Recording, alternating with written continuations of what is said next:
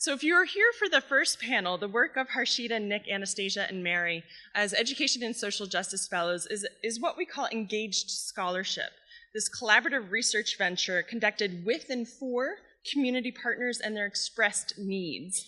So when you're reading those op-eds in the New York Times and the Washington Post that talk about higher education as being these separated enclaves where people just sit in their ivory towers, they're not talking about these students, and they're not talking about the students that you're going to hear from on our next panel. So we have four presenters on this panel. Each will talk for a maximum of 10 minutes, probably closer to 9, and at the end I'll moderate the Q&A with the audience. I will introduce each student researcher before they present as Dr. Rosales prepares their slides. So our order this morning is Christine, Bianca, Jessica, and Austin. Okay, so our first presenter is Christine Anyanwu. Christine is a senior majoring in Justice and Peace Studies with a concentration in health and society and a minor in cultural anthropology. Her passion is for working in global health, and it stems from her experience as a Nigerian American. On campus, Christine is involved with the GSP, the Georgetown Scholarship Program, Center for Multicultural Equity and Access, and CSJ's Girl Talk program. In the greater DC area, Christine has been involved with the health disparities work impacting communities of color ranging from breast cancer to HIV. This summer, Christine was a Minority Health and Health Disparities International Research Trainee and conducted research on adolescents living with HIV in rural Swaziland. Christine, stage is yours. Thanks.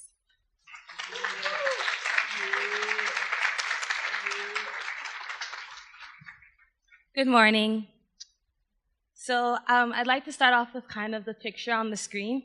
On there, you'll see the word Singlaba, which means fortress in Swazi, which is the language of Swaziland. So one of the things that was faced like a challenge was kind of like language barrier, but we played up to our strengths and kind of figured that out as we went along. So before I start, I'd like to share a story. We're sitting in a boardroom, similar to this, but probably a lot smaller.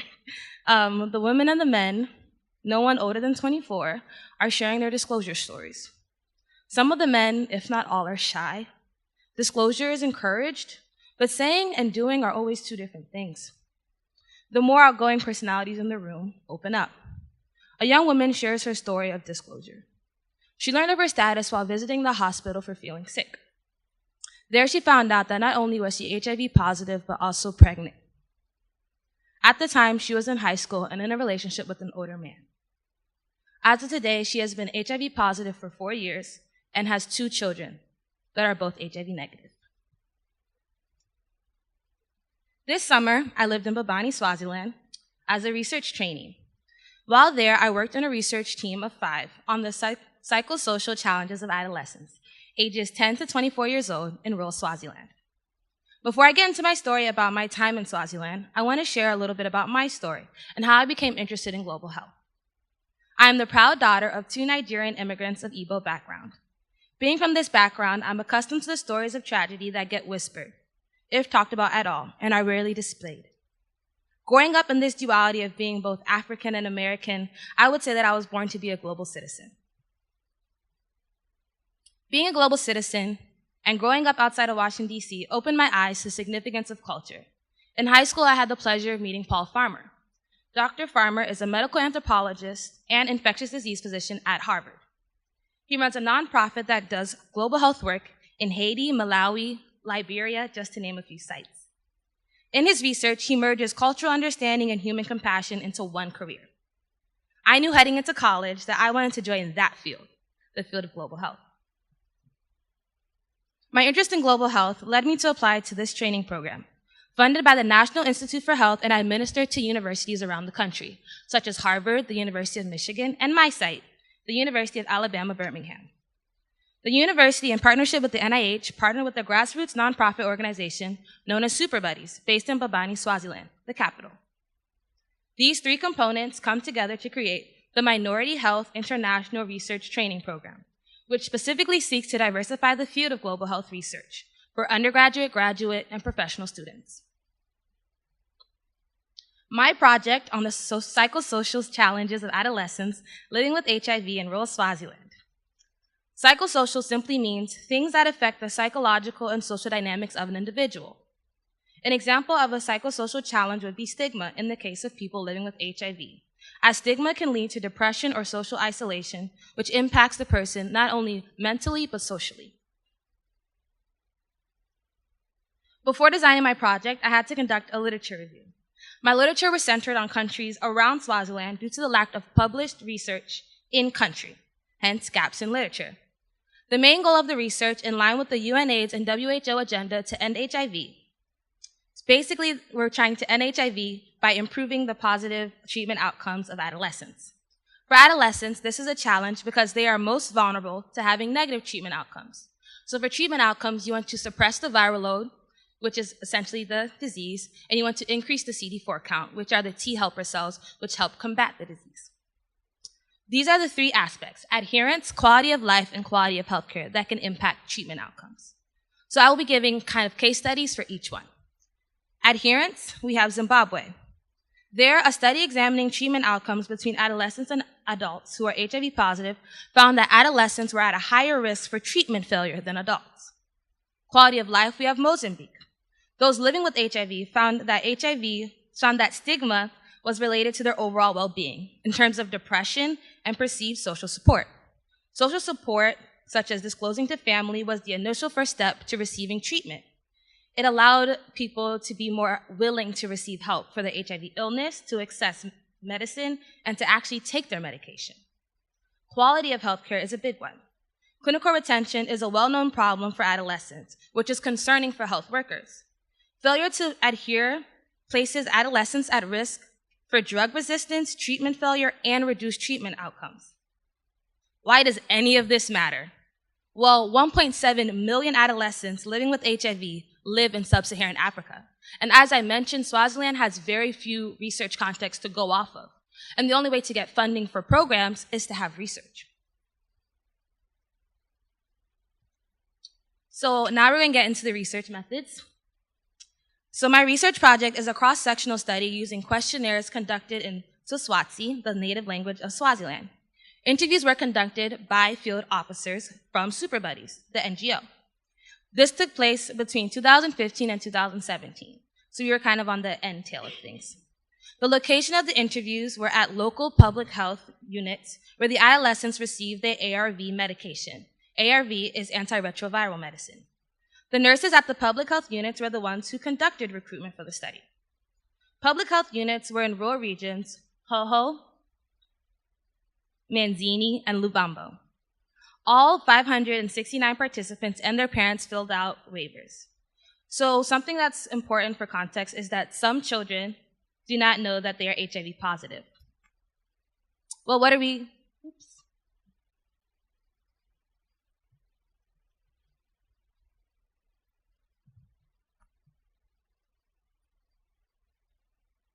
In our questionnaire, we're looking at adherence, quality of life, and treatment.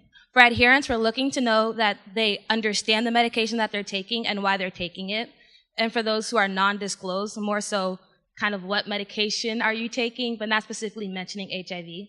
For quality of life, we ask about their self-worth, stigma, how stigma impacts them, their mental health. And for treatment, we look at how supportive their community is, because we know that that can impact their willingness to go to the clinics. What did I do? I got to manage the data, which was actually really fun and something that I enjoyed. But we also got to spend time with the children in these teen clubs where they would talk about their illness and also talk about the barriers that they faced. So next steps. While the results of this study are underway, I can share with you kind of my own plans going forward.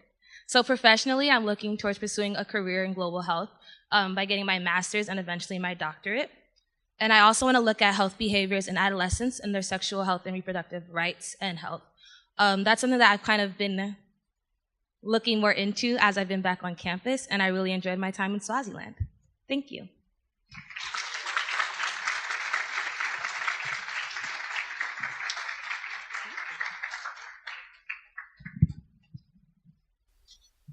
Thank you so much, Christine. Our second student researcher, is Bianca Uribe. Bianca is a senior in the college with a major in anthropology and minor in Portuguese. She is a native New Yorker and of Puerto Rican and Dominican descent. In her undergraduate career, she has served as a translator, for the Landegger Program in International Business Diplomacy, as well as part of a research team in the Georgetown Spanish and Portuguese Department. You may have seen her behind the desk of the African Studies program, where she served as administrative assistant since 2014. So this past summer, Bianca completed a part-time Kalorama Fellowship in Peru. The Kalorama Fellowship is a program of the Georgetown Undergraduate Research Opportunities Program, which is often known as GUROP. And that call for application usually comes out in the spring. And if you're interested in that, please contact Sonia Jacobson. Bianca.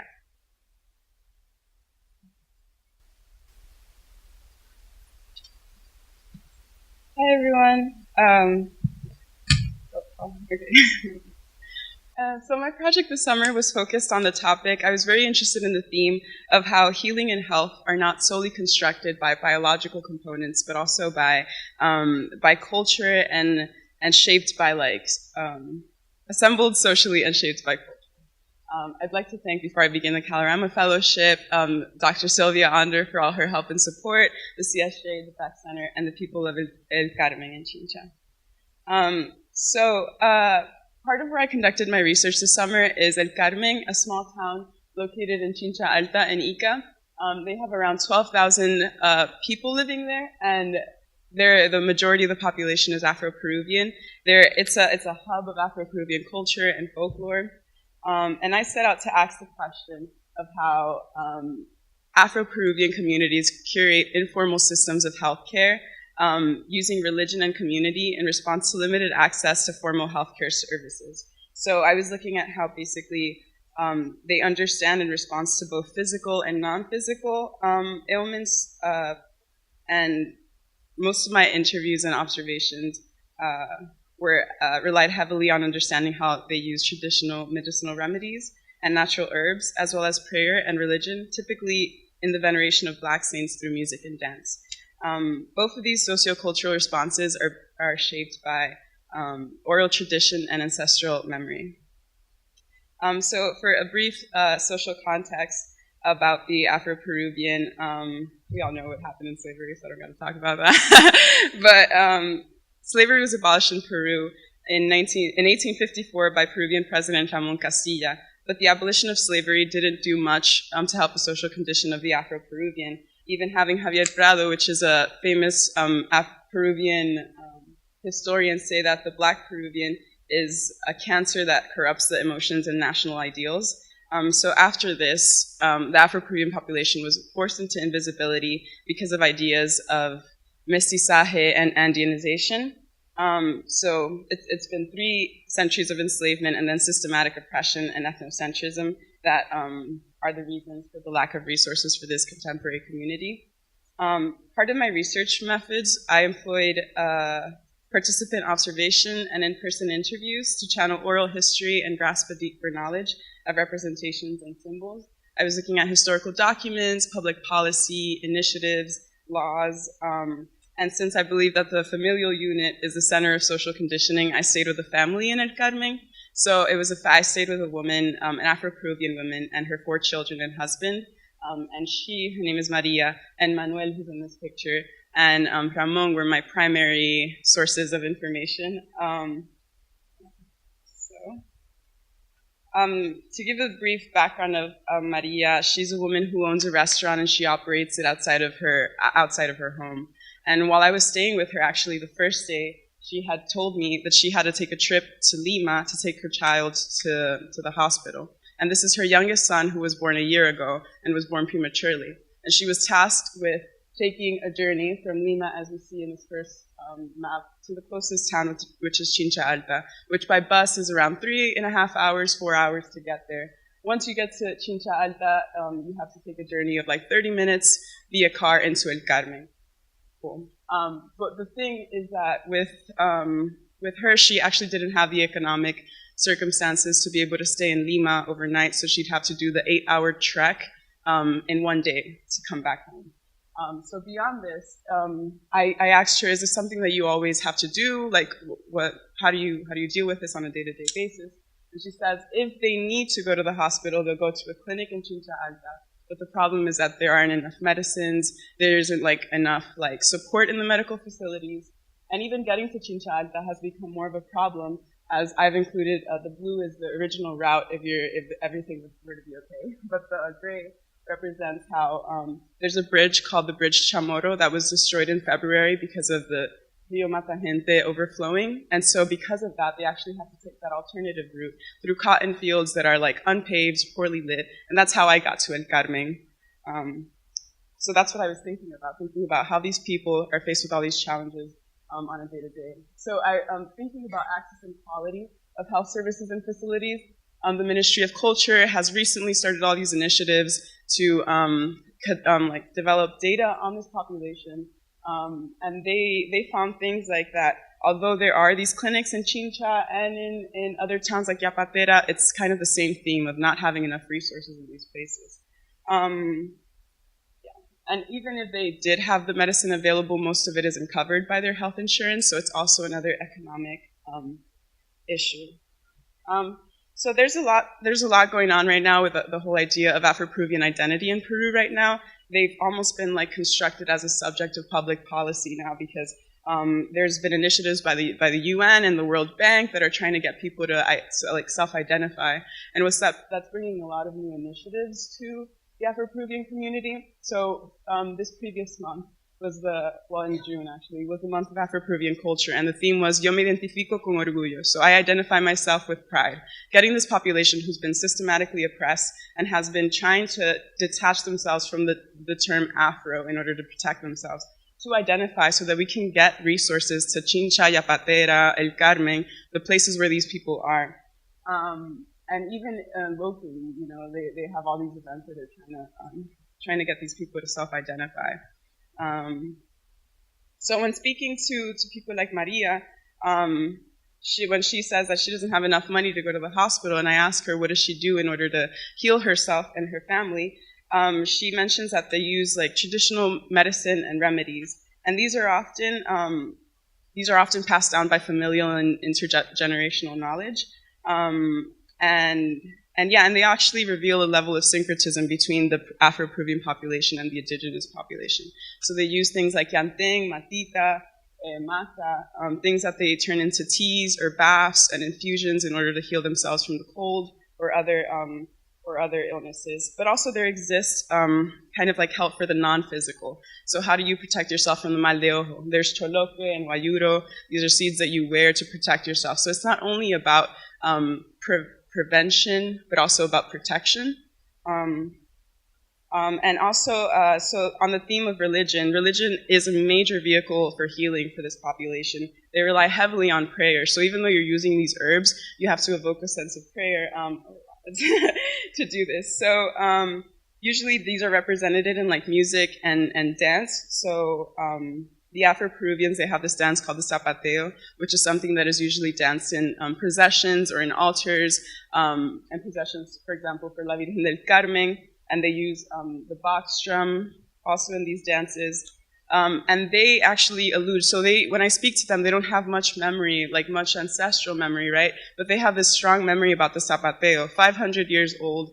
Their parents do it, they learn it from their grandparents, from their fathers. And this is something that is done ritualistically. You have to go through a baptism in order to be able to dance. The first dance you learn is the pan alivio, about purification and alleviation and learning how to heal yourself. And the saints, there's San Martín, which is a mulatto healer, El Señor de los Milagros, and La Virgen del Carmen. So in conclusion, I set out to ask how can deeper cultural competency and sensitivity improve health equity and access to marginalized communities, as well as how who benefits from policy and data? How do we ensure that these initiatives transform into tangible structural changes? One thing that I would like to mention is that there isn't much data on the Afro-Peruvian population because they actually haven't been counted in the national census in over 50 years. So the last time they were counted on a census was in 1940. And this year, 2017, marked the year where they actually are redoing that, I guess. And not only you can identify as Afro-Peruvian, but Aymara, indigenous. So this is actually like a breakthrough. So I'm thinking when we collect this data, there isn't much scholarly work on like the cultural components of this population. So how do we accommodate for their cultural understanding of healing in our new health systems? Thank you very much.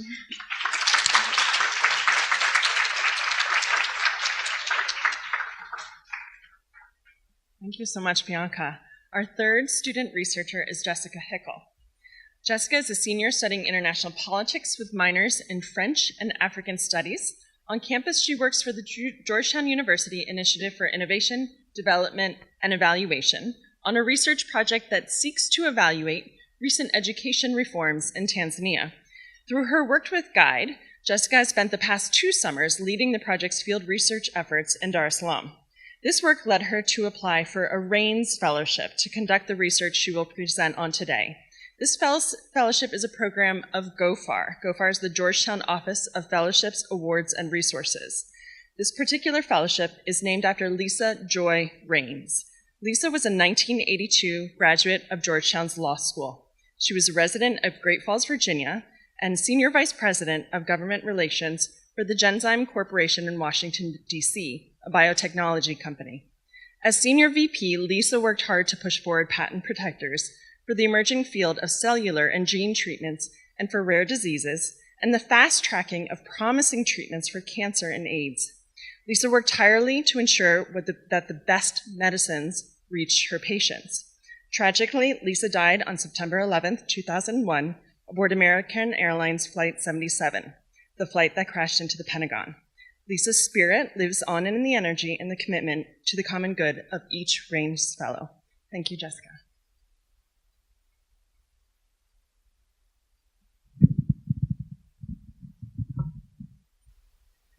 All right. Hi, everyone. Good morning. I'm Jessica, as was mentioned, and I've spent the last 2 summers doing education-based research in Tanzania. And so I'm going to talk a little bit today about my experience this past summer. So how did we get here?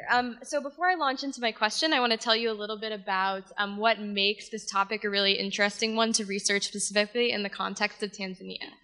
And so to do that, I want to tell you that Tanzania became a democracy in 1992, and with that transition, they instituted the first civic education curriculum in public schools.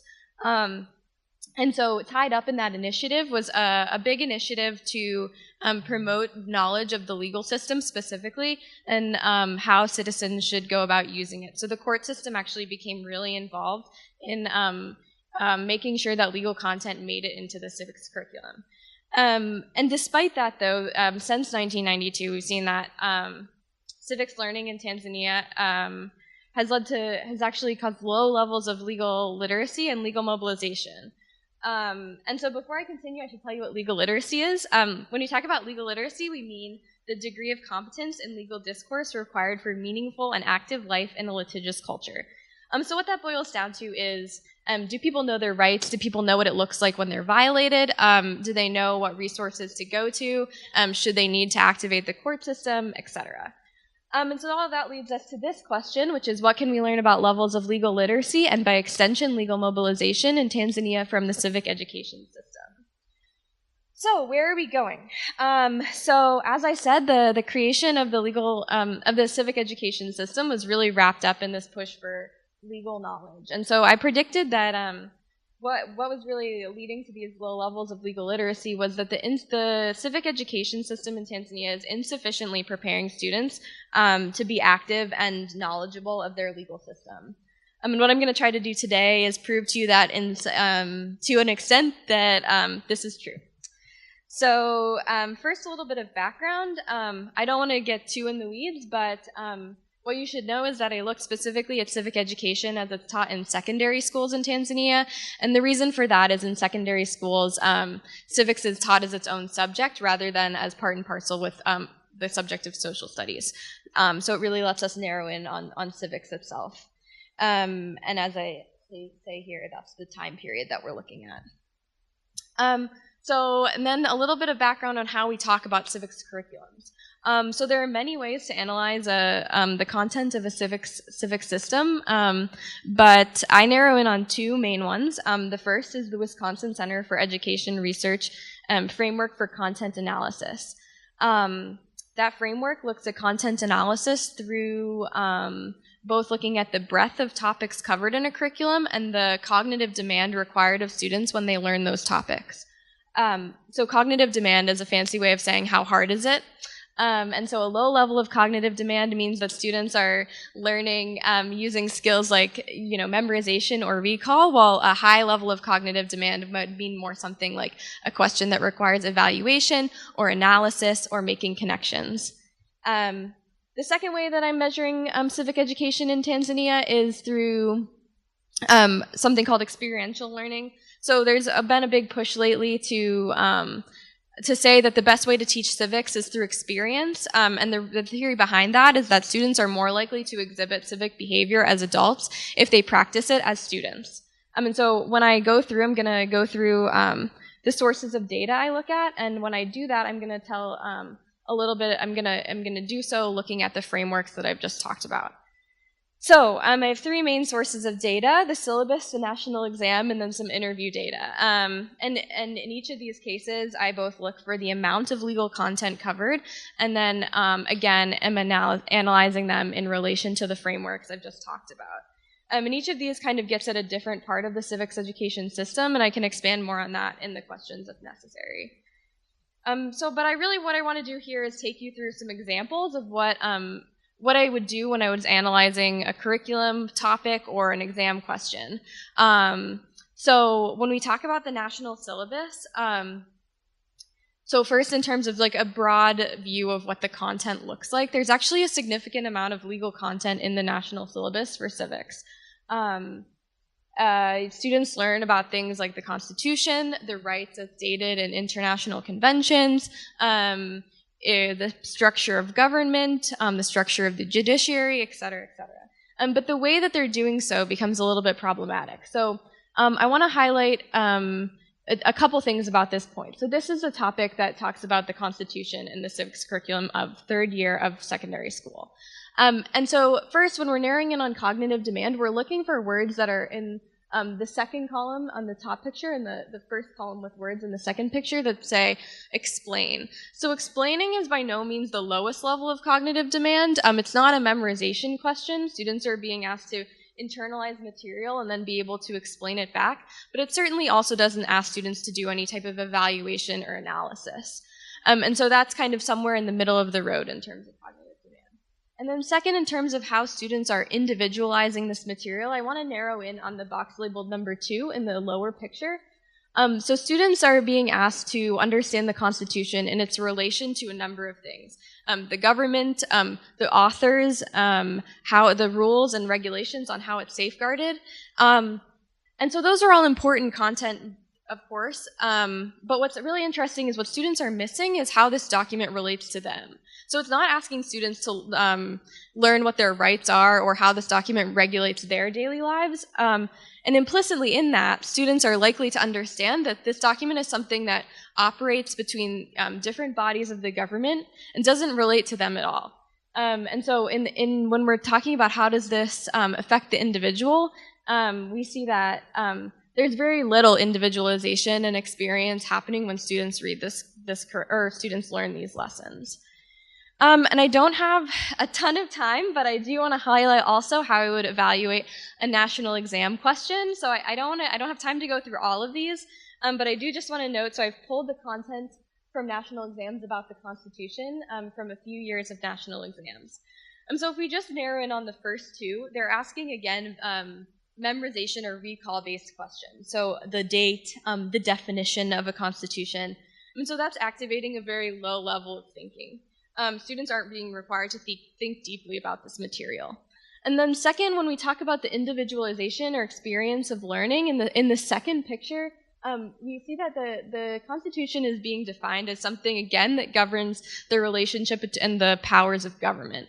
So again, that's a case where students, when they take this exam, are not internalizing the fact that this document has any relationship to them. It's something very separate and kind of, maybe archaic and something that won't relate to their daily lives as adults. And so when we go through both of these examples, we see that, certainly Tanzania is not, these are not activating all the time the lowest levels of cognitive demand, but we do see that it's there's no very high levels of cognitive demand being activated, and also students are doing little to no individualized learning, making relationships between themselves and the material. And I just want to briefly go over some interviews, which of course is the exciting part, but I don't have that much time. And so I just want to reinforce how I interviewed, I did 26 interviews with 22 legal and education professionals in Tanzania. And they really highlighted, most if not all, highlighted the relationship that I've just described. And you can see kind of some of these examples here about how these individuals have highlighted the weaknesses in the civic education system. And I just want to pull out, for example, this quote on the left, because it really highlights the analysis we were just doing. So it's talking about how students don't learn about their individual rights or how to exercise them as individuals. And so again, we're seeing that this individualization of learning is not happening, and that's actually a problem on the ground for these people who do this work. I want to close by saying that Tanzania is by no means the exception to the rule. Civics is something that's hard to teach, and it's hard to teach well. And when I think of the way I learned civics, I learned it in much of the same way. But I do want to emphasize that in a place like Tanzania, where most of the country lives in rural areas with little access to media or stories of people who have activated the court system for issues much like the issues they face every day, it's absolutely crucial to understand how the civic education is impacting the legal system and people's use of it. So I just want to finish by saying thank you all for listening. As my friends in Tanzania would say, asante kwa kunisikiliza, and I'm excited to answer your questions.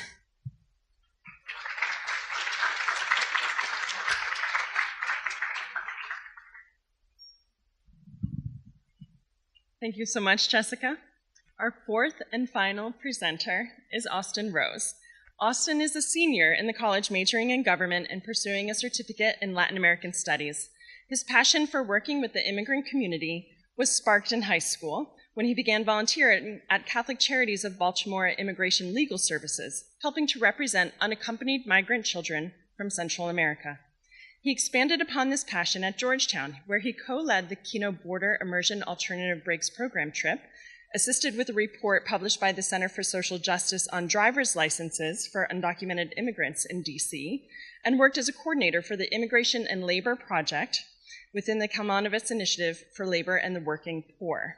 Austin conducted research he will present now as Si-Jess's Andretta Fellow. This fellowship is named for David Andretta.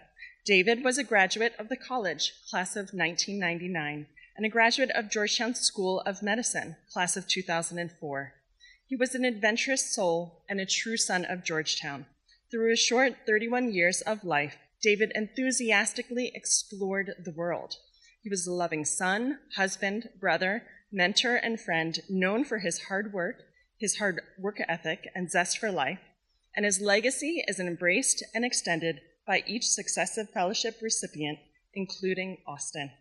We are honored to have members of David's family here today, including his father and several of his friends. Thank you, Austin.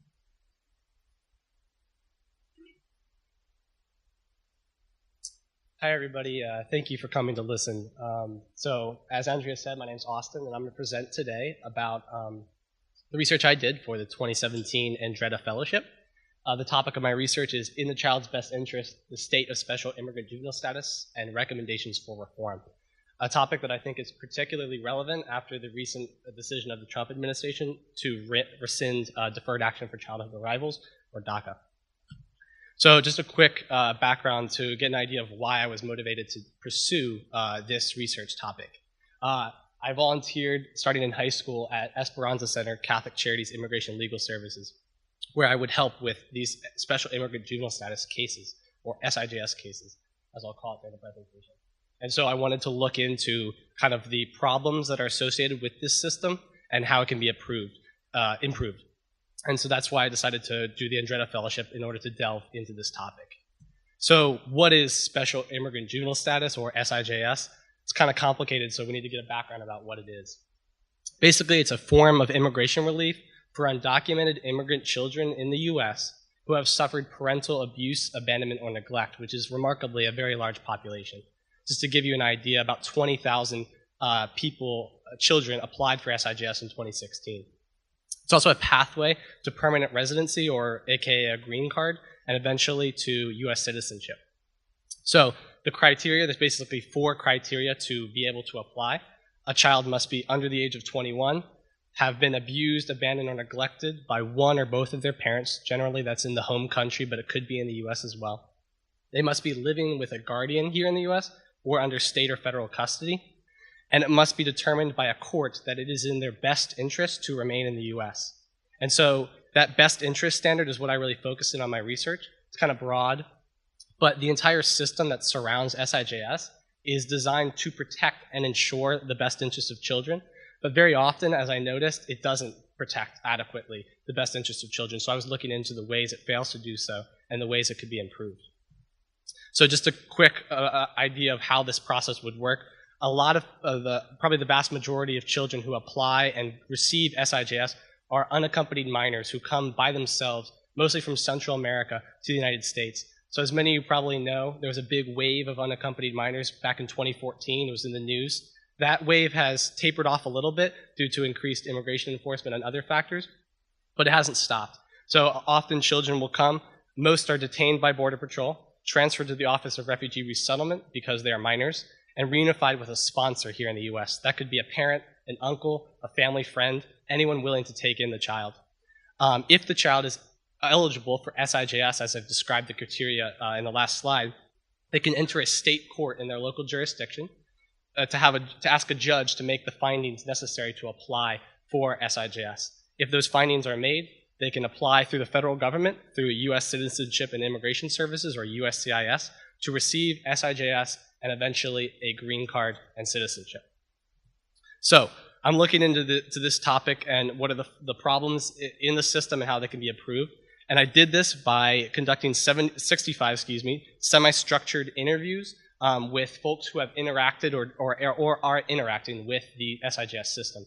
That includes immigrant youth who have applied or already have Si-Jess, their adult guardians, attorneys who do Si-Jess cases, mostly immigration attorneys, judges who hear those cases, and finally other stakeholders. And I did this summer in 2017 in a variety of different locations to get an idea about how the system works in different areas because of the fact that you have to go through a state court, it can differ a lot between states. So that included California, mostly Los Angeles, DC, Maryland, Massachusetts, Virginia, and Washington. And so for the sake of time for this presentation and for the sake of you all, I'll focus on Group A and C, which are the largest groups. I interviewed 23 immigrant youth and 24 immigration attorneys for this research. So first, Group A. One of the biggest issues that I saw even going into the research and then saw as I was interviewing kids or children is the visa backlog. So when you receive Si-Jess through the federal government, that doesn't necessarily mean you get your green card yet. And because there are so many people applying for Si-Jess, there's currently a large visa backlog, which is getting longer every day. So it's about 2 to 3 years from the time you are approved and have been deemed eligible to the time you actually get your work authorization and your legal status. And so in that period, children are kind of in limbo, not having full legal status even though they've been deemed eligible. This can have huge detrimental effects on kids. 83% of the children I talked to cited the inability to get a work permit in that interim period as the biggest effect of the backlog. And the way they responded to that was by either working in the informal economy, where they're not receiving benefits, or not working at all. Just to give you an idea of the fact that these youth really are ready to work, 100% of those I interviewed who had their work permit or their green card at the time of the interview said that they immediately changed jobs or started working when they received that work permit. They're ready to engage in the economy and contribute to their families, but they aren't able to. Another big topic was guardians. So many of these children have legal guardians that are part of the process to get Si-Jess. And 36% mentioned difficulty adjusting to life with this new guardian. It could be a parent who left when the child was 4 in order to come to the U.S. and provide for that child. They don't have a relationship, that's a strained relationship. Maybe they've never known their parent living for the first time. So that can be tough. Group C, attorneys. I talked to a number of different attorneys from different nonprofit organizations across the country, including the ones listed over here. The attorneys I talked to highlighted that effect of the visa backlog, and especially the threat of deportation. So even though it doesn't seem like common sense, in that interim period, even though children have been deemed eligible to get a green card, they can still technically be deported. And in fact, because of the Trump administration, there's a story in the news right now of a child in Pennsylvania who has been deemed eligible for Si-Jess, meets the criteria, but is in imminent deportation proceedings. So that's a big threat of the backlog in that 2-year period. Anything could happen. I also asked attorneys about what are the needs clients have outside of their legal cases. And a big one is mental health. Also, 74% of the attorneys said that they witnessed disagreements between children and guardians that were problematic for their legal cases. So, how can the Si-Jess system be improved? That was my main goal. How can we facilitate access to Si-Jess, and how can we better meet the needs of kids going through the process? So I developed a number of recommendations that were tailored to what I found. Organizational practices, what nonprofits can do. State reforms, what states can do. And federal reforms, what the federal government can do. So organizational, one big one is hiring a full-time in-house social worker to work with these kids. A lot of attorneys who had one highlighted it. And obviously a social worker is great to connect children to resources, but it also helps with their legal cases, keeping them engaged and mitigating conflicts between the guardian and the child. State reforms. Although you can apply for Si-Jess up until the age of 21, many states you can't apply past the age of 18 because the courts only have jurisdiction over you until the age of 18.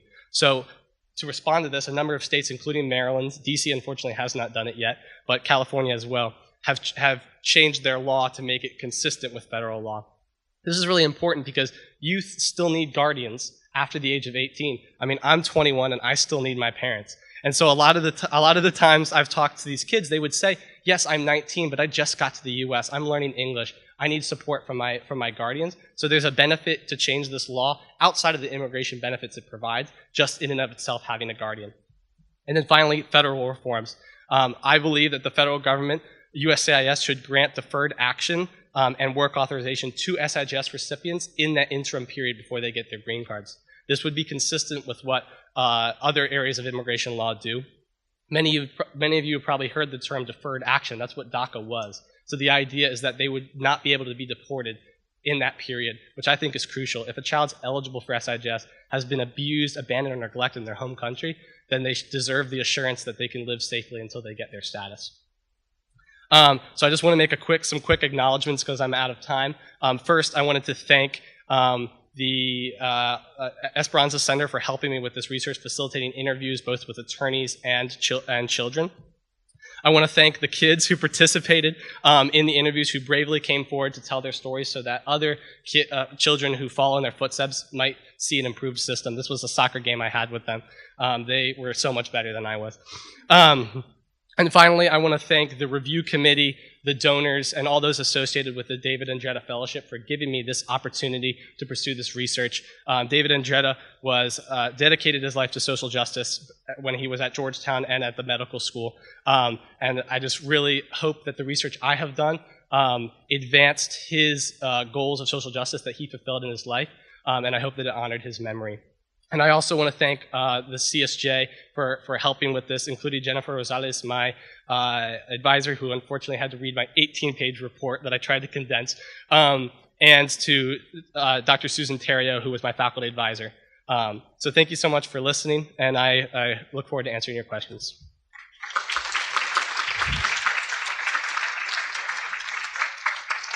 Okay, researchers, I invite you up for questions from the audience and from me. So if you can come up here and take a seat in one of the white chairs, please. For those juniors in the room, so rising seniors this year, so current juniors, the Andretta Fellowship application cycle opens today. If you're interested, please talk to Dr. Rosales, as well as grab a handout at the front registration table. Okay, where am I sitting? Right in the middle of you guys. Awesome. Okay, so I'm actually going to steal Melody's question from the first panel, which I thought was an excellent question. And since there's 4 of you, I'll just see if 2 of you will respond, because I definitely want to get some questions from the audience. Melody's question was, as you listen to your peers here, your fellow researchers, kind of what stood out to you, or what intersections did you see with your own research, or your own research experience? So anybody want to take a stab at that?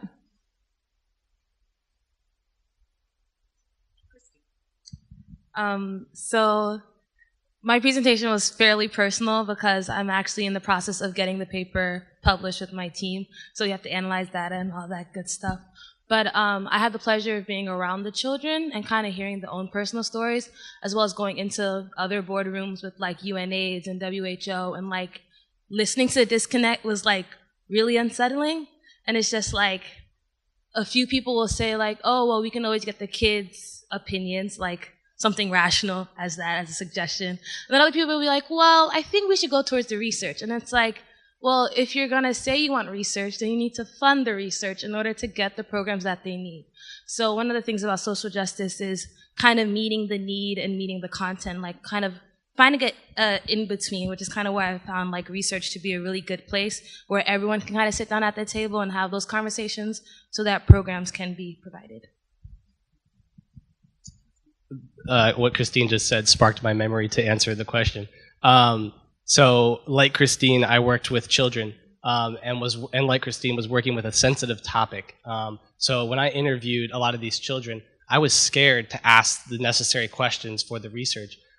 These kids have suffered abuse, abandonment, or neglect. They're dealing with a lot of trauma, and so asking those tough questions was hard for me.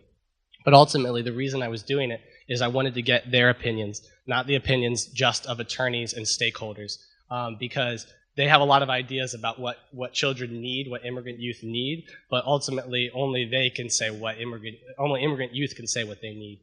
So grappling with that took a while, but I came to realize that that's the best way to approach this. Real community-based research involves the community. So questions from the audience, and when you stand up and have a question, looks like we have one over here. Trey, can you take the microphone? Here, great. Hi. I'm Trey. I'm a senior. I have a question about the last presentation, the special immigrant juvenile status. If you apply before your 22nd birthday and then you turn 22, are your chances of being approved diminished, or are you canceled out altogether? So you would have to apply before you turn 21, so while you're 20. But unfortunately, there is a huge gap right now between someone who might apply at 17 and someone who might apply at 19.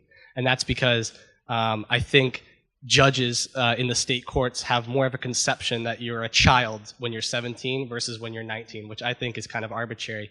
And so as these states have been making changes to extend their jurisdiction, that doesn't necessarily mean that the judges are on board. So attorneys are having a lot of problems with doing these cases for a 19 or 20-year-old, kind of rushing it at the end, because judges aren't really buying into the idea that they need guardians if they're 19 or 20. So unfortunately, there is a gap in access, depending on the state you're in and depending on your age, that I think really needs to be addressed because, as I said, I didn't feel that much different from when I was 17 or 19. And so it needs to be addressed so that children can have access to, or youth, if they're over 18, can have access to Si-Jess. Thank you for your question. Thank you. Other questions? Please. This is a large audience. Yes.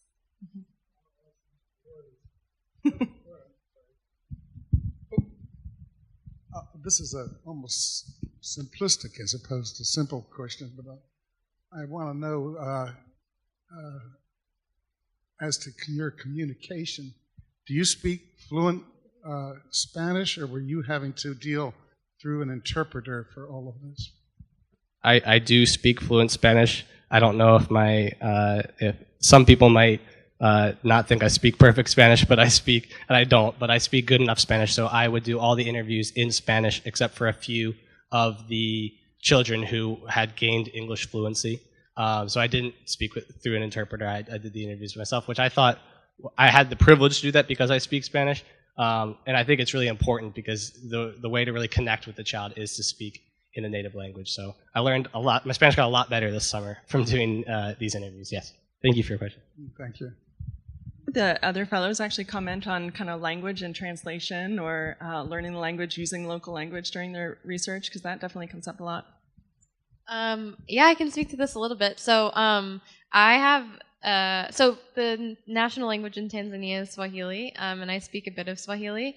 But luckily, most of the interviews I was doing were with people who spoke English. So I was able to conduct a lot of my interviews in English. But at the same time, I found that it was really helpful to have that ability to engage at least a little bit in the native language. And I felt that it really, especially because sometimes we were talking about sensitive issues, really opened up my interviewees to being willing to talk to me. And so I do really see the importance of the native language use in this area. And same for me. I'm a native Spanish speaker. I grew up speaking Spanish, so it wasn't too difficult to communicate. And actually, I think it helped me out a lot in the interviewing process because a lot of my interviewees didn't feel kind of like intimidated to speak to me. But yeah, I think my biggest struggle was translation for telling y'all about this project as well as doing my research report, just because there are certain things that are said in Spanish that can't be necessarily translated word for word. And it's very kind of like culturally specific. If you say a certain word a certain way, that means something. Yeah, so that was my biggest issue, but also in terms of like, I'm speaking about race and I'm educated in the United States, so my idea of like racial topics is very swayed. So I say Afro, right? I say Afro-Peruvian, but then again, that term is actually very intellectualized. It's an elite term that people don't use. They say, I'm black, that's it, right? So I think that was my struggle with language moreover. Thank you, Bianca. Other questions from the audience?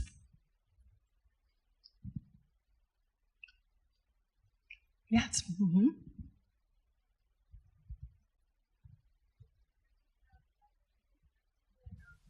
May not appreciate being identified as this, but then at the end, I think you mentioned that in the census, it's actually a good thing that it's being documented, the population.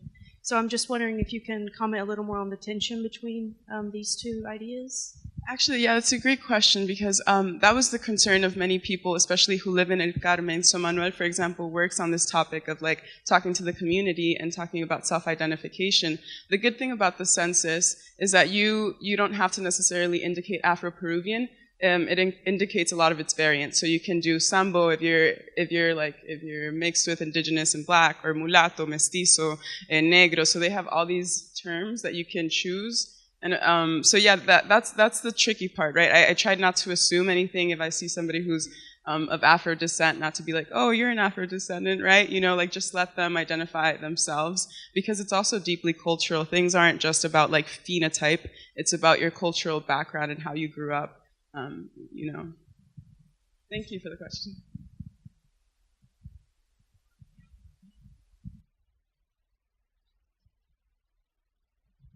Thank you. So some of you have to interview minors. I want to know what precaution did you take to avoid ethical issues?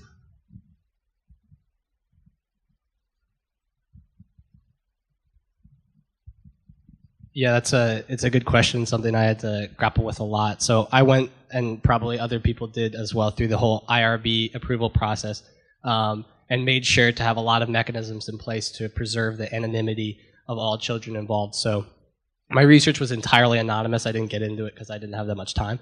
But including the attorneys, judges, guardians, it was entirely anonymous. So I would take down just a number for the interview and use no names or identifying information. In addition, I tried to ask questions that were only pertinent to the research that didn't involve other sensitive topics, because these children are vulnerable in all different ways. They're minors, they have low English literacy, they're undocumented unless they have their status yet. And so I was cognizant of that and put a lot of mechanisms in place to preserve their anonymity because they're a particularly vulnerable population. The children who were in the picture consented to the picture, and I made sure to get affirmative verbal consent for all the interviews to make sure they understood their rights and were free to not participate if they did not want to. So I worked with children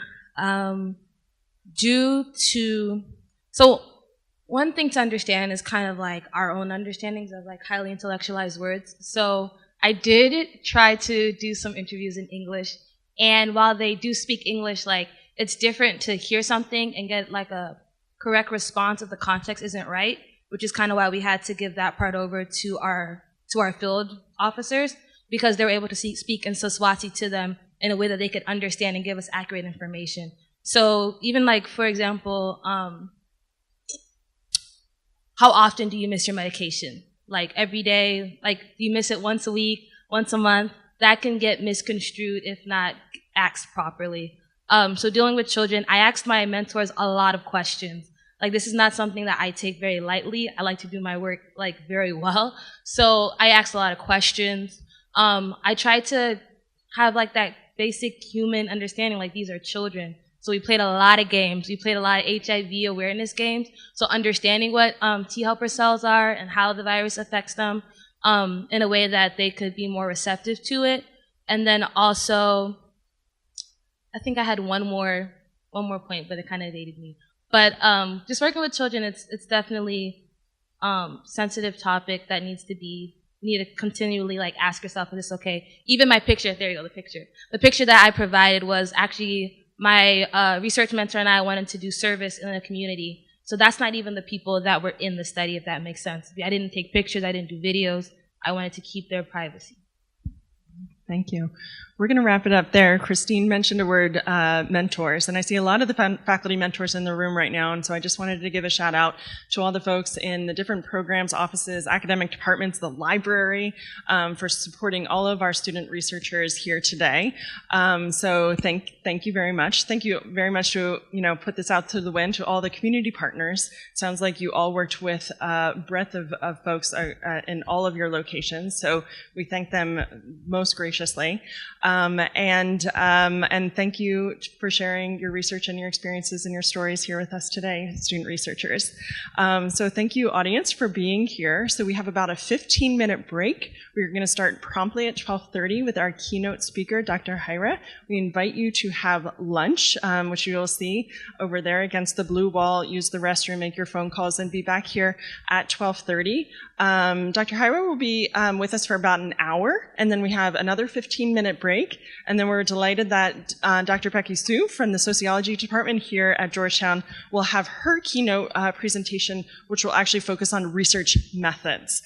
So thank you. If you have any questions, ask any of the CSJ team members who are around the room right now. Okay, thank you all.